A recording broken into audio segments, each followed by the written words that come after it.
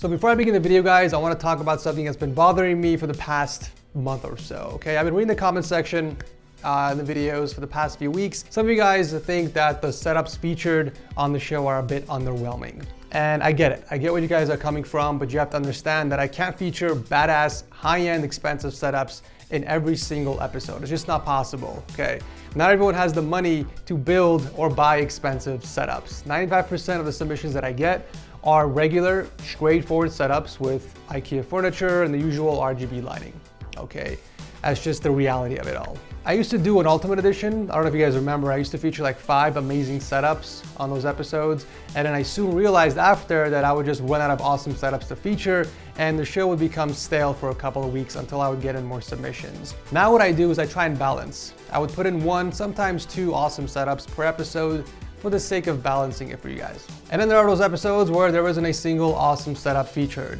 Fortunately, that's just how it goes sometimes. But I want to put it to a vote because obviously your opinion matters to me a lot. So would you guys rather see 1 setup wars done every month, but just showcase really high-end, expensive, cool setups for some inspiration?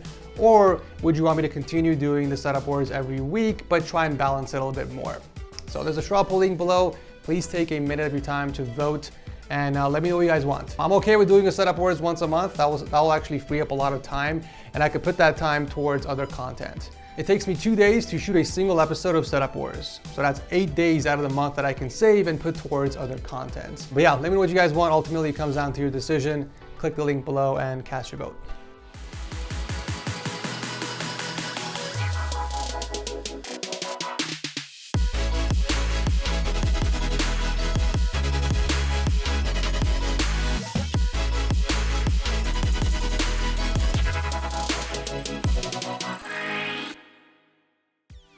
Is your PC stuck on DDR4? Well, if that's the case, you're losing out on extra performance. That's because DDR5 provides up to 87% more bandwidth than DDR4. This means more FPS in games, shorter load times, data transfers, downloads, and improved refresh rates.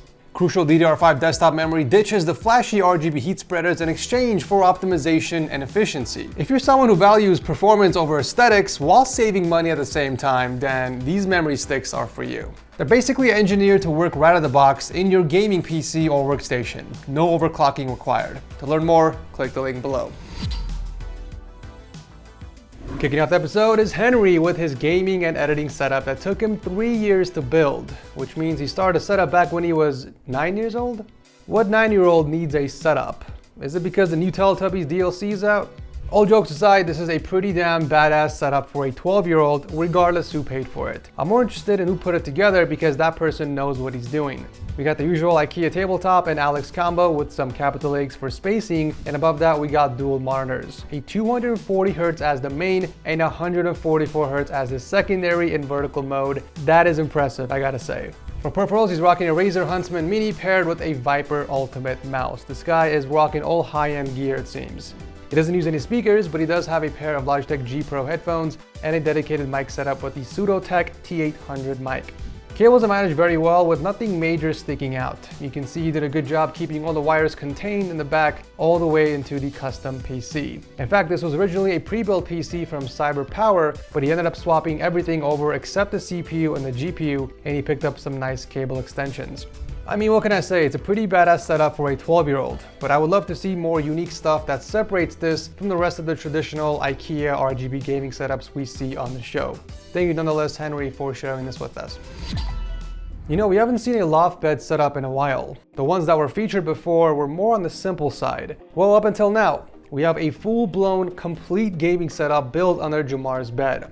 He's a family driver that is currently working in Abu Dhabi, and he didn't have the extra space to build a setup, so he made a smart choice in picking up a loft bed so that he can use the extra space underneath it to build a full, complete gaming setup. You can kind of get an idea of how small the room is with this picture. Just to the left of the chair is the other side of the wall, so you can see how cramped the room is, but Jumar was able to make great use of this space. We have an IKEA Wizman tabletop with a single Alex unit on the right and a smaller drawer on the left, which he used a few risers to support the the tabletop. We got a 240Hz monitor as the main and 144Hz as the secondary in vertical mode, both of which are mounted against the desk. But check this out, he skinned the right mount in white so it blends in with the wall in the back. You can barely notice it from the front.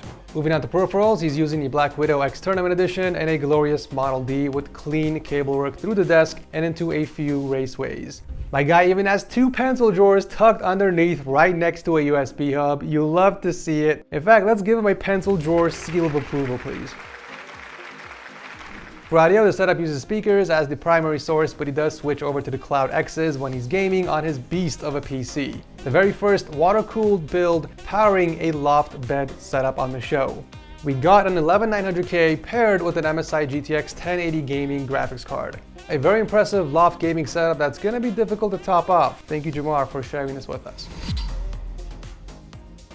Up next is Pinhas with a very interesting Venom themed gaming setup, and I do apologize if I'm butchering your name. He's actually a content creator from Israel who built the setup in just 4 months for productivity, gaming, and streaming. We have a massive custom built desk that's being held up by 2 Alex units. We got one in black and one in white to match his Venom theme. I mean, this guy is dedicated, let me just say that.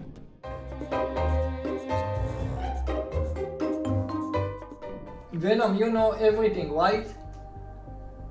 I know everything, and I know everything about you. I was inside your head. What you can tell me That's about freaky. Edgar from TechSource? Edgar, he's doing a lot for the community. He made his first YouTube video in 2012 on October 25th. The video was on a Honda motorcycle. Oh His shit! breakthrough that got a lot of audiences from all over the world to know his channel was the Setup Wars series he started in 2015 on June 1st. Venom, show me pictures of Venom. What the hell, dude? Okay, Pinhas, the pictures are ready. That's freaking dope, dude. Venom, monitor off. That's so fast too. How does it respond so quickly? Wow, I'm actually curious how he was even able to do that. That has to be programmed, right? There's no way that Venom knew exactly what to say for those questions. I feel like it was staged a little bit. It had to have been programmed. But the way he turned off the monitor so quick, like Google Assistant, Amazon Alexa, hell, even Siri can't do that. There's always like a few second delay before executing the command. That's impressive, dude. Pinhas, if you're watching this video, I'm very curious now. If you're on my Discord server, hit me up or reach out to me through email, setupwarsprizes@gmail. I want to know how you did this. It's very interesting. You got my attention. All right, so back to the setup. We actually have a total of 5 displays in this room. The main setup uses 4 of those, starting off with a 34-inch ultra-wide as the main, with a 24-inch vertical and a 15-inch on the bottom. The 4th monitor is the one we just saw from the video that is hooked up on the wall, which is kind of like a heads-up display that's hooked up to his voice assistant. And then finally, the last display is in the back of the room for his little entertainment area where he plays on his consoles. Taking a look at the main deck area, we can see his peripherals nicely organized with virtually no wires visible. In fact, he made a secret compartment in the back of the desk to hide the cables and the power brick from his smaller monitor and the audio interface. Speaking of audio, he does have a set of Monkey Banana speakers sitting on some floor stands, and underneath the desk is a pair of Fostech headphones that he painted in white to match the theme. But for audio input, he does have a dedicated mic with a Shure SM7B. Everything is plugged into his custom PC that's equipped with a 9900K and an EVGA RTX 3080. It does seem like your bottom fans are set as exhaust for some reason. If that's the case, I would recommend flipping them around to improve thermals.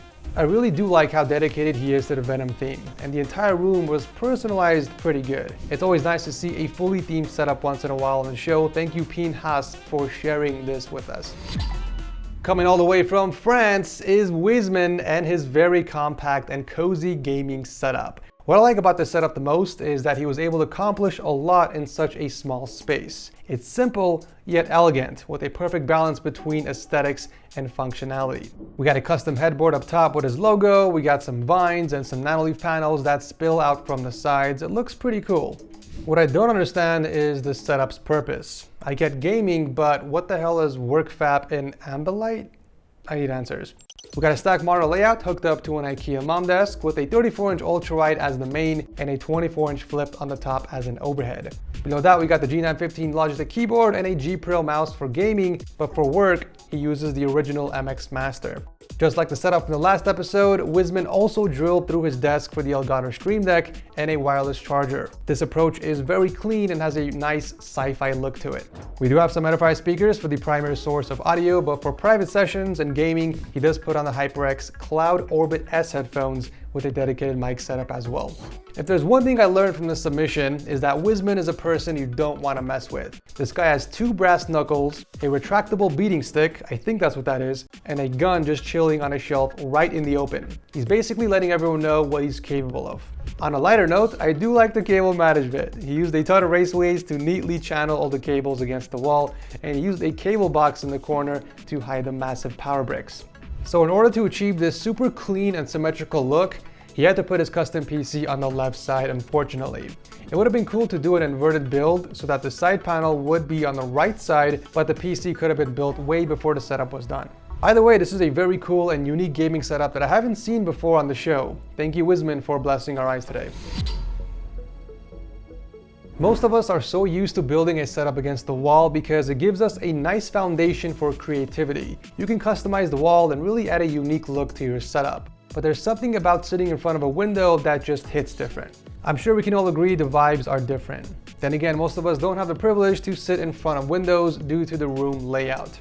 Mehar is a student from New Zealand who built the setup in 6 months for studying, gaming, and a little bit of entertainment. Starting off with dual monitors. We've got a 27-inch as the main and a secondary 24-inch in vertical mode, both mounted against the custom butcher block countertop.